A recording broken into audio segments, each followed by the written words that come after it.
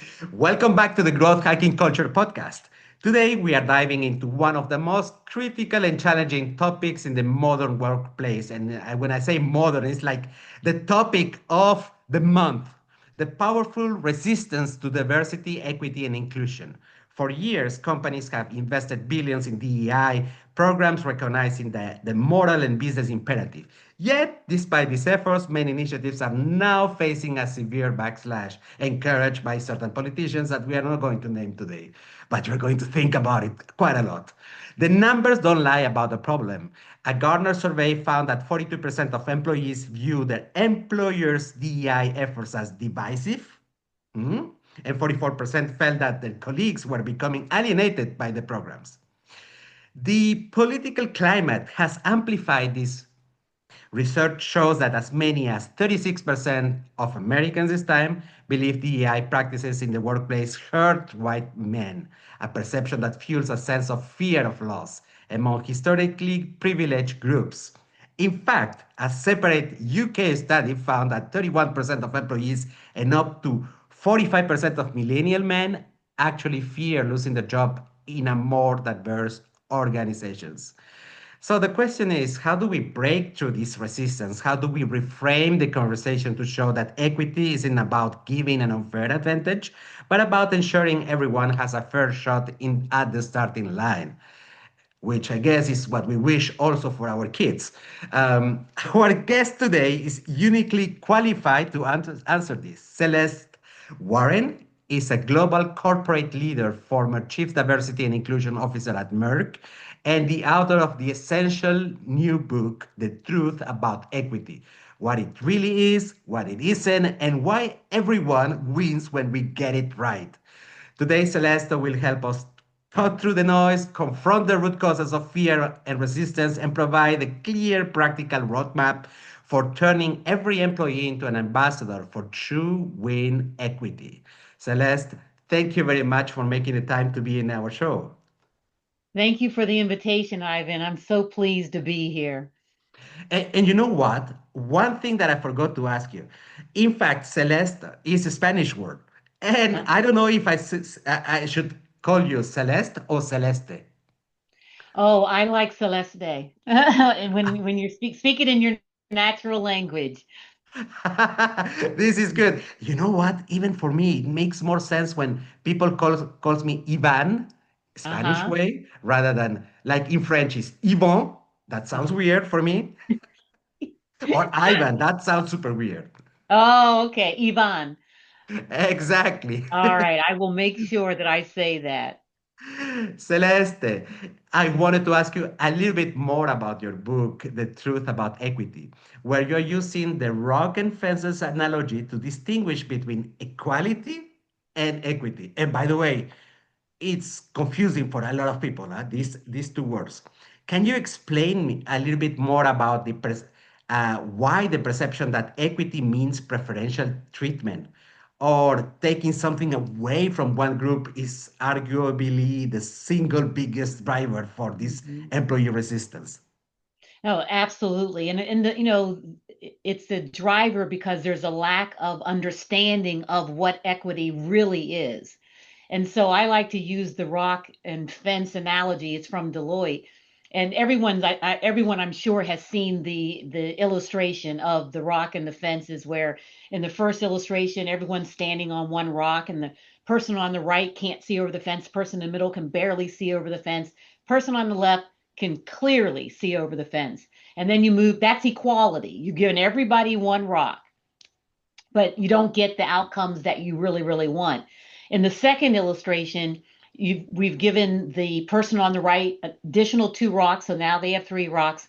The person in the middle has an additional rock, now they have two rocks, and the person on the left still has one rock, but everyone can see over the fence now. Now, in my analogy, I take it a bit further because I talk about equity from the standpoint of those rocks are the acts of equity. Those are the things that are needed for those persons to be able to see over the fence, to have equal opportunities. Um, and the fence, in my analogy, are all of those longer term strategic, I call them isms, racism, sexism, homophobia, all of those different things that they didn't happen overnight, but it's going to take a longer term strategy to be able to dismantle them from institutional policies, practices, procedures, and systems. Now, what has happened is the work that we've been doing in equity has caused a disruption in organizations, in society, et cetera. And what I mean by that is we put the acts of equity in place so everyone can see over the fence. But we also need to be doing some other things simultaneously. One, we need to be tearing down that fence because we need to do the longer term, harder work of just, tearing apart the biases that exist in various different practices, policies, procedures, and systems. Also, we need to go back to that individual who was standing on one rock in the first illustration and standing on one rock in the second illustration and have a conversation with them to help them to understand because they're looking to their right and they're saying, well, that person has three rocks and that person has two rocks and I only have one. That's not fair. That's not equity. That's not equal. What's going on. And they don't see the fence. They don't understand that these isms are integrated into the very fabric of some organizations and societies. And so we have to go and explain to them what that feels and how that manifests itself, that fence, to the individuals to their right. And so when we do that, we need to not just help them to understand, give them resources, articles, books, whatever, training, whatever it is we need to do, open up a dialogue, and then also get them to be active allies. So they get in the boat, they grab an oar, and they row with us up the river because it's not enough that they have intellectual knowledge. They have to help us because this cannot be done alone. Everyone has to make sure that they're doing their part in creating that third illustration where the rocks are gone, the fence is gone, and everybody, including that person who is standing on one rock in both of the early illustrations, now they can see without an obstructed view the beautiful mountains ahead because the fence is down and they didn't even realize that they had an obstructed view because their head was always over the fence. So that's what I mean by it, everyone wins when we get it right. We do the work of putting the acts of equity, the short term, midterm solutions. We tear the fence down, the longer term solutions, and then we have the conversations, the productive dialogue with those that may be feeling like it isn't for them. We are all humans and we're always afraid of losing something. Yes. It's our instinct of survival, right? You don't Hmm. want that somebody, all the money, let's say, that we have accumulated, or the wealth, that it is taken away for somebody else, Hmm. unless we are ourselves in the need of something. And that Yes. happens in the European governments, of course, is we have a tendency to be in the socialist economy, like, or Hmm. planified. Even when there is a minister from the right side, they cannot get rid of already from the social norms that have been put in place, so that we give away part of our money to for others, because one day we may need it. We lose our job, or we have another child and we don't have money giving him an education, or her an education. So it is almost our instinct of survival kicks in. So when you look at what you just said as a minority, like me, a brown person, uh, how should I call myself? I don't know. Latino. Okay, let's call myself Latino. Um, as a minority, I mean, I see it positive for me, because then I will see that there is an advantage for me, that I don't have to overdo in order to be successful in life, whatever success means. In my case, it might not be wealth, but it's accessibility to Hmm. knowledge, or accessibility to have an impact in the world. And if you are poor and brown, you will have more challenges, Hmm. in principle. So how do we how do we talk to this majority? Mm-hmm. And sometimes it's not even a majority, it can be a minority who has the power. How do we engage with leaders who have certain level of entitlement, certain accumulation of privileges to give away a little bit of what they feel they Mm-hmm. deserve, even though it's not deserved by the individual, but by their community. Mm-hmm. How do we convince leaders to act on that? Yeah. So first you have to, because they do feel that it's they have a fear of loss, right?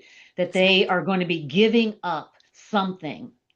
And so the first thing that we need to do is acknowledge that feeling of fear, acknowledge it, but then separate it out from fact and truth. Reframe equity as an expansion and not a subtraction. And so, use language that so they can see that it's adding value, it's adding opportunity for everyone rather than taking away from them. And you have to give concrete examples too from that perspective. And you can do it in a lot of different ways, but you have to appeal to the intellect. And if they're a business leader, then you appeal to their business. One of the conversations that I talk about is, I focus on the shared goals too. If I'm in an organization, I want the organization to succeed just like that leader does, just like that CEO does. Anyone wants the organization that they're a part of to succeed. So you focus on shared goals, and then one of the ways that I do that is talking about the business and talking about it in a way so they understand that any business has customers. And when you have customers, those customers are made up of hugely different identities, different dimensions of diversity, because diversity is simply differences in people, those you can see and those you can't see. So helping them to understand that, diversity, equity, and inclusion, equity isn't just a moral imperative, but it's good business and appealing to that business aspect of them as well. If you can't appeal to their passion or appealing to their heart, you got to appeal to their head.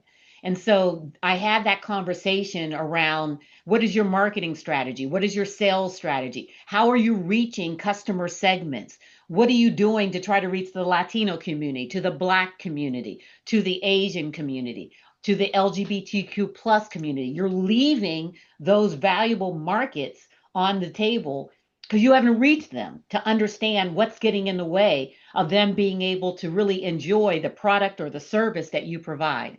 So I try to focus on the shared goals of that from a for a lot of these leaders because it's about business, and share that with them. If I can't get them to see from a heart standpoint, I go for the head.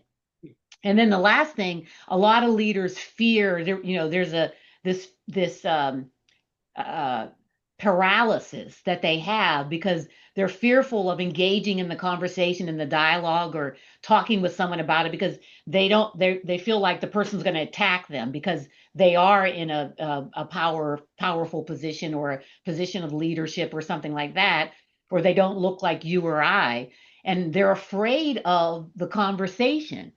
And what I tell leaders, and I've had a lot of conversations over the years about this, is you encourage the dialogue. We don't expect you to know everything. You can't possibly know everything there is to know about different cultures, about different identities, etc. But you can engage in a conversation and demonstrate inclusive leadership by actively listening, by being empathetic, by hearing people, by valuing what they're saying. And then if you're not so much that you're going to link it, oh goodness, Oh, excuse bless me. you. Let me grab some water right quick. Oh, yes. Sorry about that. Okay. And you need to engage them in a conversation, and don't don't attack them because of their beliefs, but align it to the company's culture and the foundational values of the company that you're a part of. Every company has values around treating people with dignity and respect. They have um, values around creating an inclusive environment for everybody so everyone is able to succeed. If you feel like you're going to be attacked because of what you believe in or what you say, then say it's aligned to the company's culture. And if a person has a problem with the company's culture and their vision, then maybe it's not the company for them. So that's kind of how I engage in the conversation because you have to acknowledge it. There is a huge, huge fear in this part of the population. Celeste, I'm going to say something that might be a little bit controversial. And it's controversial because it's part of my personal experience. Mm-hmm. Um, I have the impression that the lack of inclusiveness, if that word Mm-hmm. exists, is a liability for communities, society, and even in the workplace. When you don't feel belonging, you are going to start harming your community. And I'm saying that because I grew up when I was a child in a very low socioeconomical profile of people in the middle of Latin America. And so poverty in Latin America is 10x what you see in the United States or in Europe. So just to put it Mm-hmm. into context. And when what I observe and even partially happened to me is that when you don't feel part of the society, you start doing bullshit. You start doing stuff that harms the society because you don't care. If the society doesn't care for me, I will, why would I care? So I will pick this little thing that because I'm hungry, I will take it with my hands and eat it without pain. I will do certain things that are not, that I wouldn't do now. Wherein, so this lack of belonging has a consequence, a cost, a liability for society. And I have observed also the same when I have been working in several areas of the world when certain communities do not feel listened or they don't feel represented correctly, they will not really work. Is really like I'm going to do what I'm my the task that I have been asked to do, but I will not do a single thing more. I will not feel involved. I will not contribute with ideas. I will just do whatever I'm doing. The accounting person is going to stamp papers and check invoices. This is what I'm going to do. I'm not going to improve anything because I don't belong here. What is your thought about this? The cost of inclusiveness, the lack of belonging affecting being a cost for corporations and the society. Oh gosh, yes. When someone feels that they are excluded, when someone feels that they aren't valued. So I'll just take it, very simply. I'm in a company, I'm part of a team, and I have great ideas. I want to contribute. I want to add value. But my boss doesn't listen to me, doesn't value my opinion, doesn't value what I bring to the table. And so guess what? I'm just going to shut up. I'm not going to say anything. And then when it all goes off the rails and things start happening, bad things start happening, from the standpoint of whatever it is that we're making, the product, et cetera, whatever it is that we're responsible for, because I didn't feel that I was able to contribute ideas that were going to help the organization grow, then I'm just going to be quiet and I'm just going to watch while things fall apart. And I'm going to take myself out of the equation. That's a natural reaction to being excluded. And on a larger scale, from a societal standpoint, we've seen over and over and over again throughout history in you name the country. But when a group of people feels excluded, feels not valued, feels that they're not being listened to, feels that their rights are being violated, civil rights, um, they then it leads to social unrest and social protest. That's a part of a way that they can express themselves to be heard. And that's, that we've seen that over and over again. History just keeps repeating itself. Sadly, it keeps repeating itself because that social unrest stems from people not feeling heard. And then let's take it even further.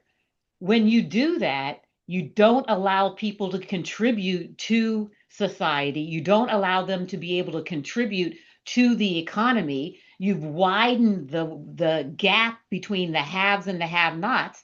and that's economic exclusion. And look what you're doing to the economy of your city, of your country, of the nation that you're a part of, because you're losing valuable currency that could be flowing into your economy because you have excluded large groups of populations of people.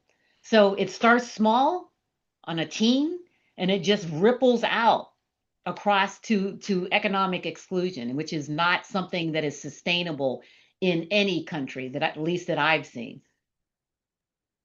I have got a couple of conversations with people very senior in corporations, Mm-hmm. and they often mention this principle. If we hire right from the beginning and only according to the capabilities of someone, then we are okay. We don't need DEI. Mm-hmm.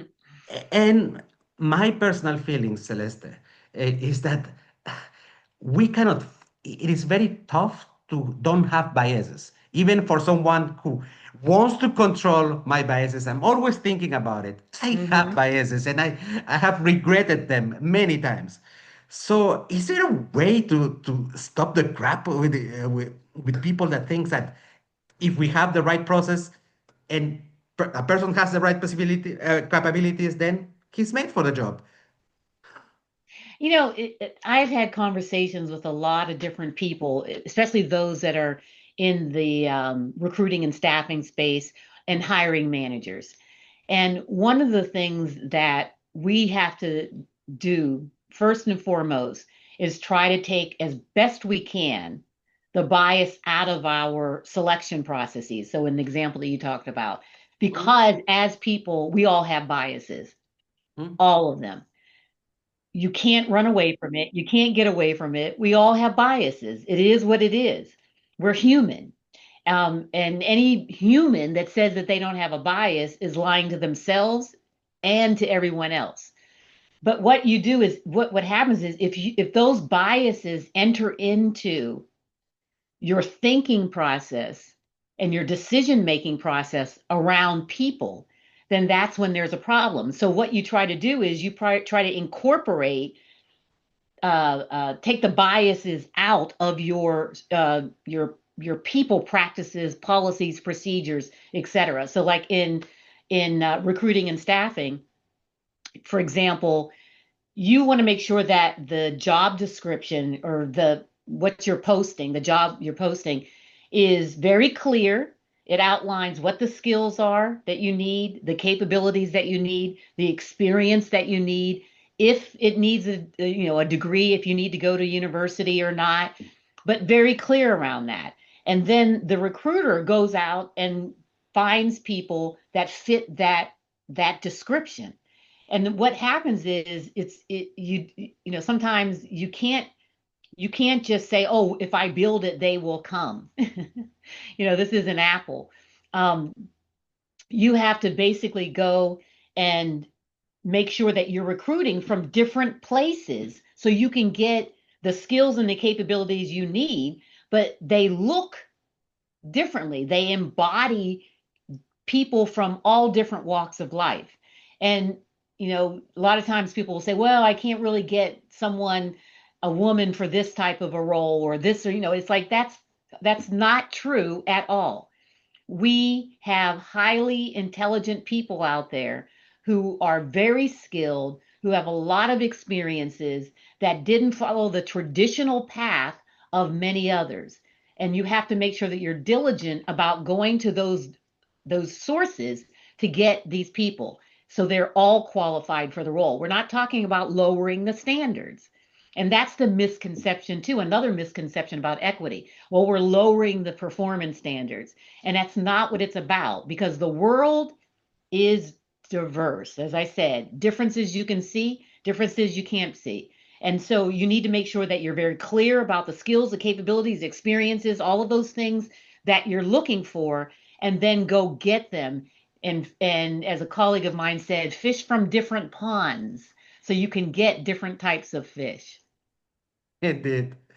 Uh, Now, skeptics, resistance, we are going to Mhm. see it all over the place in the workplace, especially in the water cooling Yes. moments. Um, so, what is, according to experience and maybe research, maybe you have seen a research, what is Mhm.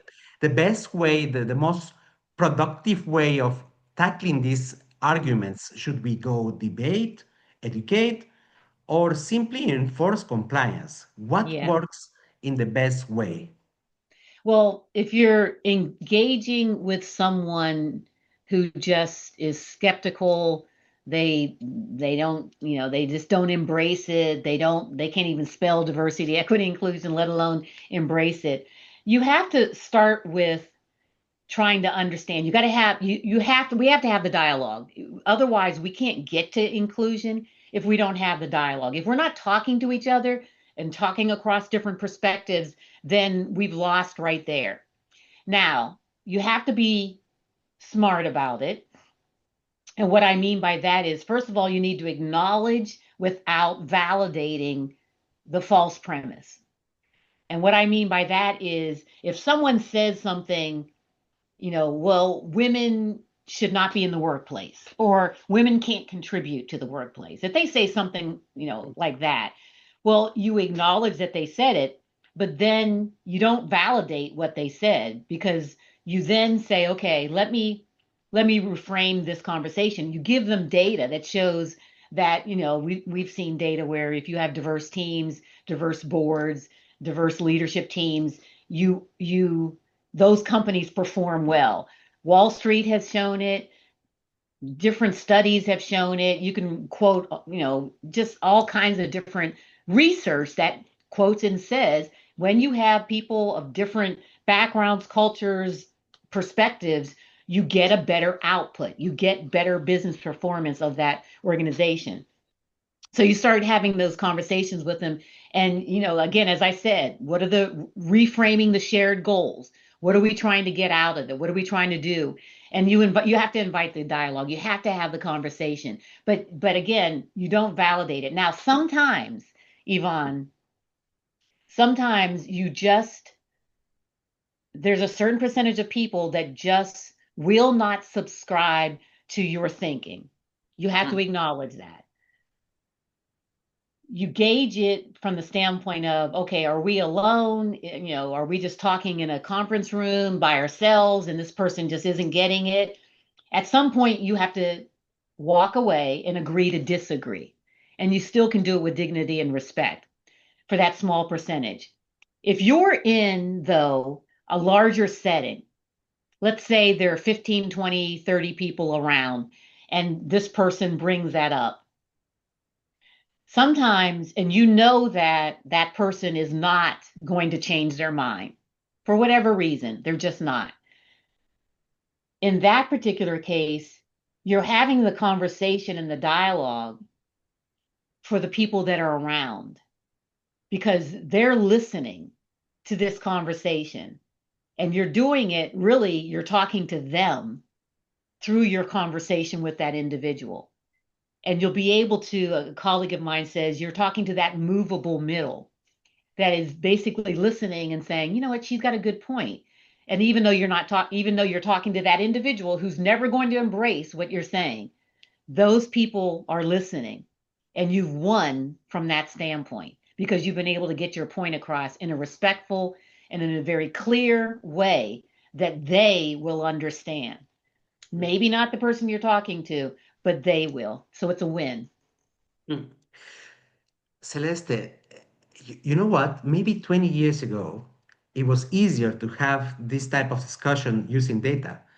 But Mm-hmm. we live in today's world where you go to X, Twitter, and somebody famous, a South African entrepreneur, would say Mm-hmm. completely something aberrant with, Yeah. or be promoting an idea that he has just shared and say, wow, with data that contradicts completely the studies that Yeah. governments are doing around the world, the research that has been been done by scholars showing certain benefits of DEI. And it is very difficult today in today's world to Yeah. have that discussion because somebody is going always to find the data that somebody said, look, he's making billions of dollars, so he might be right. And by the way, last week I had a similar conversation, and I had the same type of conversation. He said it, and he's a billionaire, so he might be right. He might be doing Mhm. something right. My God, now it's difficult, right? Yeah, it definitely is. And what contributes, and one of the things that contributes is the rise of technology, social media interactions from that standpoint. The algorithms scare me, Yvonne, Mhm. because if you're basically have a certain perspective and you're, looking at your feed and you're stopping on different feeds that support your thinking, Mhm. you stop for 10 seconds and all of a sudden your feed, the algorithm of your feed changes and Mhm. you're getting information that supports what you think. Yeah. You're not getting other things, you're getting things that support what you think. And that's scary. That's very, very scary, the times we're in.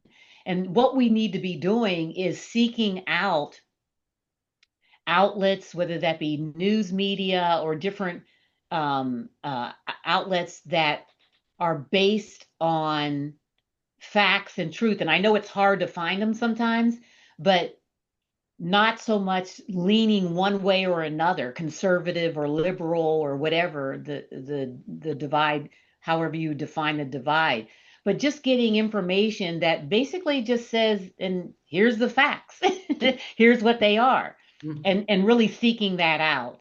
I just think that the times, and I agree with you, the times that we're in right now, it is very easy to set up your own echo chamber, Mhm. and you have to sort of step away from that and make sure that you're getting different perspectives. You understand what's going on out there. You may not subscribe to it and believe in the perspective, but you know what's going on out there. And then you ground yourself in the truth, in data that is it's sort of like your own personal fact checking, right? But you ground yourself in this data so you can have intelligent conversations. And as I said, if someone comes up with, oh, they're a billionaire, they should know. You and I both know that all billionaires have sown different paths to get to where they are. But Mhm. they're not all as intelligent as the person who's, their average person on the street who doesn't have the wherewithal, the means, and didn't have a lot of the same things in place to get to where that other person got. Mhm. Another challenge that we have in DI Uh-huh. is obviously the whitewashing. So that means that people are just ticking boxes saying, oh, look, we have this proportion of women. Uh, and because that the fact that there is no standard about how to best, and when I say there is no standard, maybe there is, but Yeah. I don't know a standard in DEI that can help people structure without just doing the checkbox or cheating Yeah. the system. Is there is there a recommendation about what a standard? How should we measure Hmm. that you are progressing in DEI?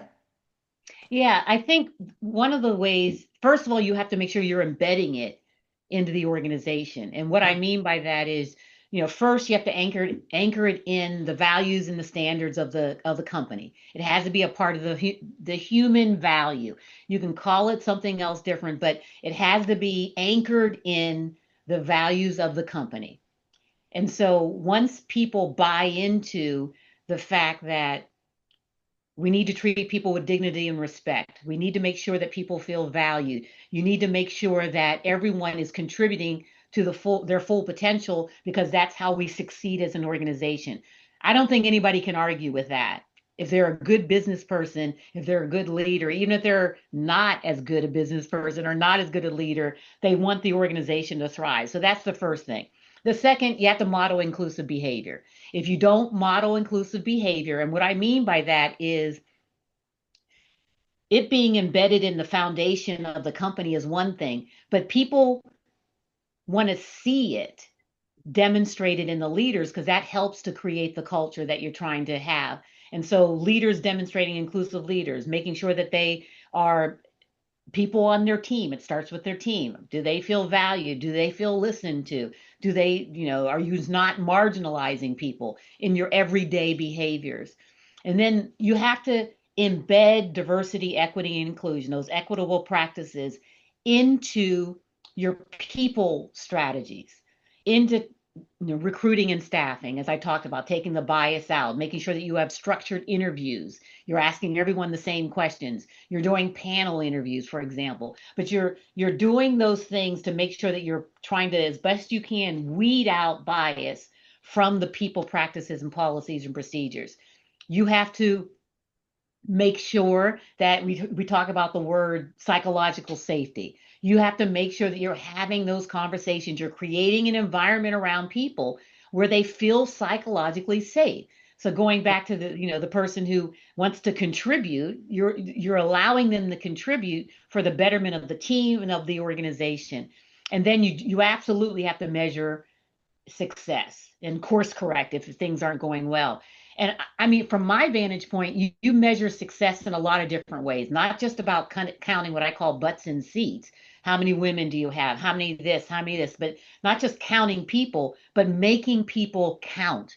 You have to make sure that you're leveraging their cultural awareness. So, for example, if I'm a marketing expert, I'm on the marketing team, and we're talking about a product that we need to get out into the market.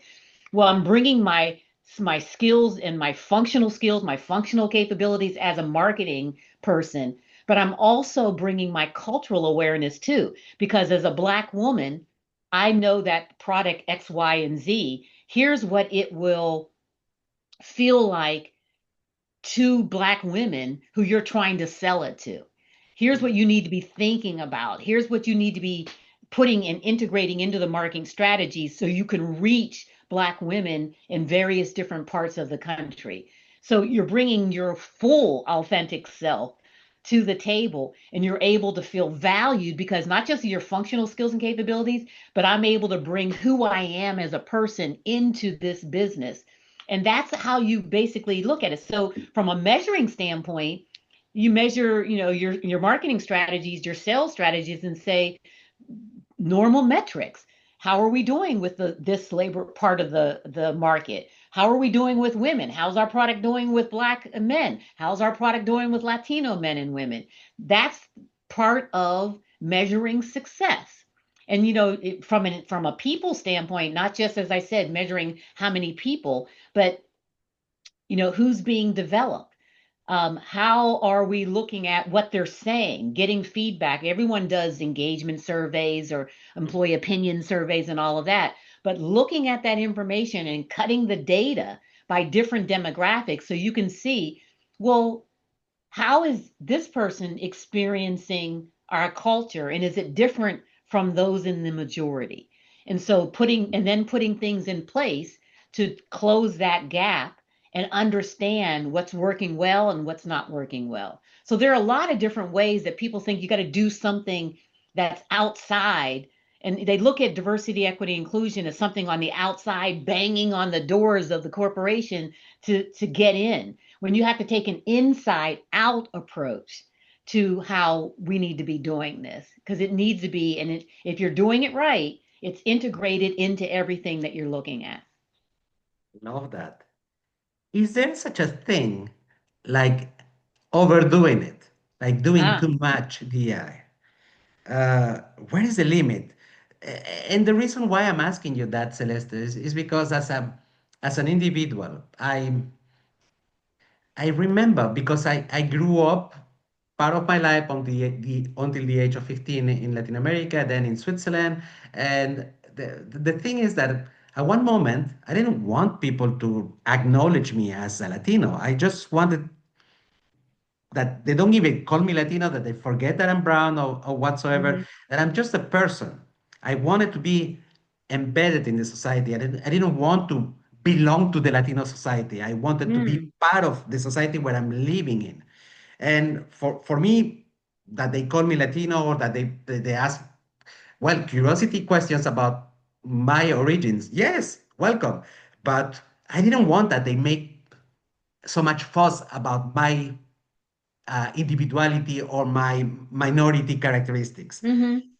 When is it that we went too far in DI? Well, I don't think we go too far because there's so much work that needs to be done. So much work. Um, I think we need to do it the right way, where we're bringing everyone along so that Mm, people don't get what they call it DEI fatigue. So people don't get it. And I'll be the first one to admit it's not easy. It's not for the weak and the faint of heart. It's work mm, that needs to be done if you want to be a good manager, if you want to be a good leader, if you want good business outcomes.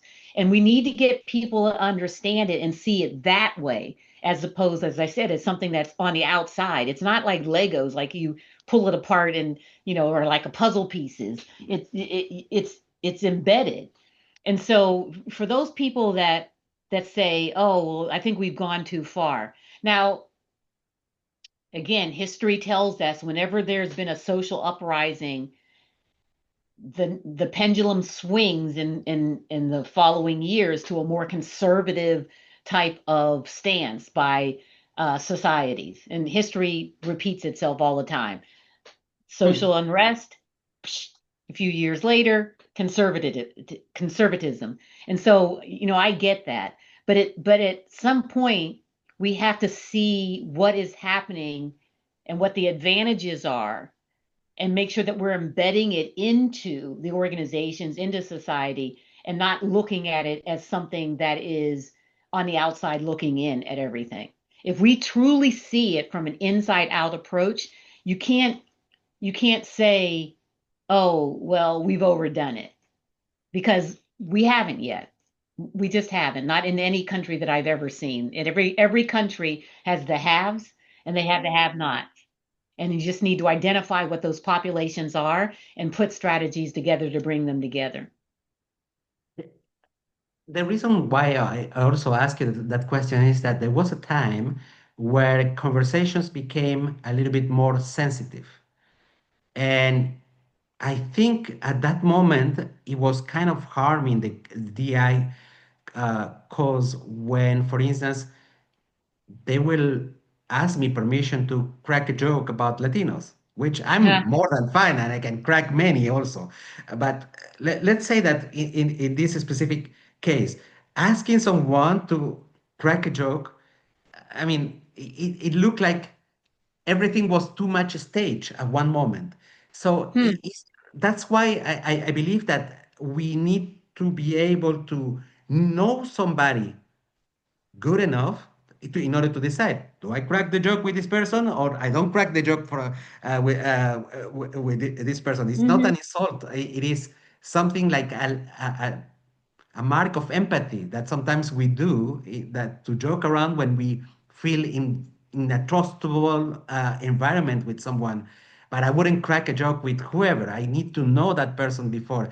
So I'm saying, is there, we maybe there is no single rule that can apply, but maybe our development of emotional intelligence can help us understand, read better people, and know, is it appropriate if I do this, rather than making rules like one moment in France, especially because I'm living 20 minutes away from France.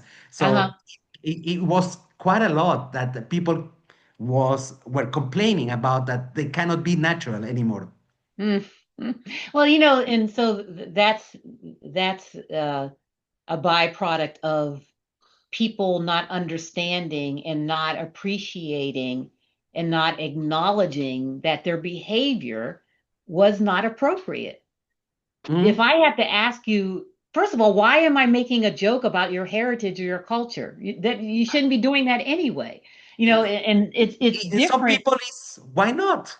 It's for me. Some people will say that. Yeah, some people will, Exactly. but that's where and again, engaging in the conversation and the dialogue. How would you feel if I made fun of you and XYZ, right? Everyone has a button to be Yeah. pushed, not Mm, just people from underrepresented groups. Everyone does. mm, Everyone does. Everyone covers when they come into work. You know, white males cover when they come into work. What I mean by cover is they put on a mask, Mhm. right? The single dad who has to leave work at 4 o'clock to go get his son or daughter and doesn't want to admit that he has to do that. Or, even or the person or the mom that has the special needs child at home and has to work from home in different periods of the day to see to that special needs child. People have different things that they do that they cover. And so making sure that the best thing is you treat people how they want to be treated. It's not Exactly. treating Yeah. them how you think and what makes you comfortable. It's about what makes them, what's appropriate for them. And that's where I think that people who have been standing on the one rock, as I talked about in the previous illustration, that have always been able to see over the fence, they don't know how certain behaviors have manifested themselves to those people to their right because they Mhm. just haven't been able to see that fence. They didn't understand it. They didn't think it was credible. They didn't think it was viable. But we need to make sure that we're engaging in a conversation so they understand here's how those folks feel when you crack a joke about this or that or whatever. Because it's just basically you're cracking a joke about someone who is different from you. Mhm. And that is not something that they need to understand that. And that's where a conversation and a dialogue needs to happen. And not then the first time, not a slap on the wrist and throwing them in, organizational jail, but it's a conversation and a dialogue to help them to understand how that behavior is seen and viewed by people who look differently from them. Mm. Good. Tell me, Celeste, I'm pretty sure that after this conversation, there is many people who are going to be asking themselves the right questions about how to implement the AI, Mhm. how to avoid all these levels of resistance, and have real science about how to make it happen. How can they reach you out, Celeste, to ask you questions so that Oh, absolutely. Well, you can subscribe. Go into my website, www.crw, Celeste Renee Warren, crwdiversity.com, and sign up, contact me. You can contact me there, and we can have a dialogue and a conversation because I love the dialogue and the conversation. I'm on LinkedIn as well. So please hit me up on LinkedIn. And then I have an Instagram account, which is CRW Diversity. So there's lots of ways that we can engage and we can have the conversation. this is great. I'm going to be putting all these links below this episode. Celeste, it was so wonderful to have this conversation with you. I really think that the book that you have written, it is something that needs to be in every hand in order to when you have a little bit like a critical mind like myself, I Mhm. think it can help a lot to avoid mistakes. Yeah. Thank you very much, Celeste, for being with us today. Thank you, Yvonne. This was a great conversation.